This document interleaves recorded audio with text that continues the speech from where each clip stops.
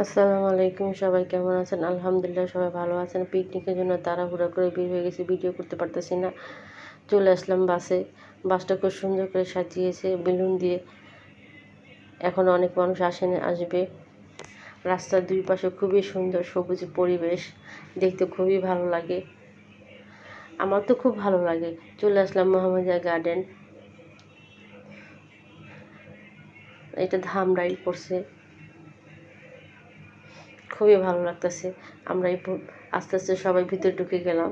আমরা বাস দিয়ে গেছিলাম, তো অনেক মানুষ গিয়েছিলাম একসাথে।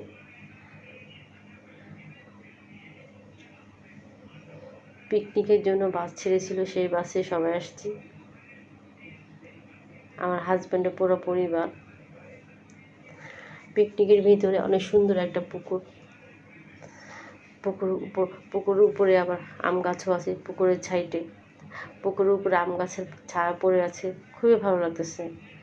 আমার তো খুব ভালো লাগে। এই পাশে পুরো ফ্যামিলি, আয়াতের আব্বু ঘুরতেছে। আয়াতের আব্বু বলি বারবার, আয়াত কিন্তু আমার মেয়ে। খুবই ভালো লাগতেছে। আমার দূর কোথায় গেলে আমার কাছে অনেক ভালো লাগে। সবুজ পরিবেশ তো আমার কাছে অনেক অনেক ভালো লাগে। আমি জানি না সবার কেমন লাগে, তো আমার খুব ভালো লাগে। কারণ আমি গ্রামের মেয়ে দেখে নাকি আমার ভালো লাগে তা জানি না, কিন্তু আমার খুব ভালো লাগে। কত সুন্দর পুকুর দেখেন। ওই পাশে আবার একটা ছনের ঘর আছে, ছোট্ট, হয়তো সবার বসার জন্য, গল্প করার জন্য। খুবই ভালো লাগতেছে। পুকুরটা মোটামুটি বেশ ভালোই বড়।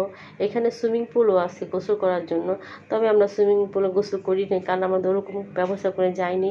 এই যে আয়াসোনা মাঠে ছেড়ে দিয়েছে রোদের মধ্যে ঘোরাঘুরি করার জন্য। আমার আয়াসোনা এদিকে তাকাচ্ছে, ওদিকে তাকাচ্ছে, ও বাবাকে খুঁজতেছে এবং আস্তে আস্তে হেঁটে চলে আসতেছে।